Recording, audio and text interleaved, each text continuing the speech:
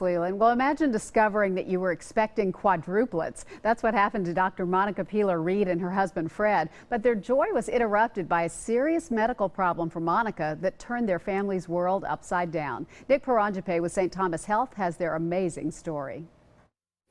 Mr. Wilson. Monica Peeler-Reed practices internal medicine and pediatrics at Marshall Medical Center in Lewisburg. Let me just take another feel on your belly here. Giving patients a diagnosis is a regular part of her job. Drink, drink, drink. Water. Little did she know, one day, she would have to diagnose herself. It all started a few years ago when Monica and her husband Fred found out that they were having quadruplets. A few weeks before delivery, Monica started experiencing shortness of breath. She brushed it off as allergies and being pregnant with 4 babies.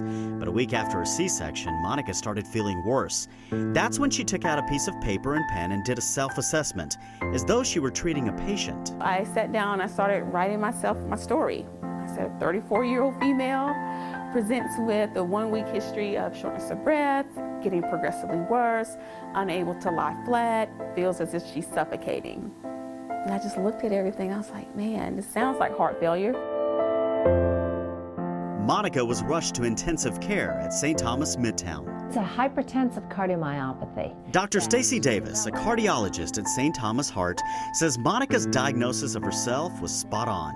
Due to family history and her multiple pregnancies, Monica's blood pressure soared, which put tremendous strain on her heart.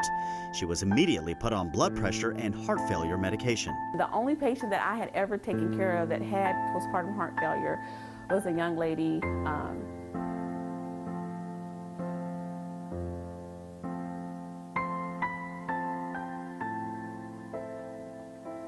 She didn't make it. Being pregnant changes your whole physiology. Monica's obstetrician, Dr. Cornelia Graves. There's an increase in how much volume you have. That's a change in how your heart works. There's a change in how your vessels work. And if you don't understand that change, you can really get into trouble. The first 2 days in the ICU, I was just like, man, like, what am I going to do with these 4 babies? And I was like, I can't leave them without a mother.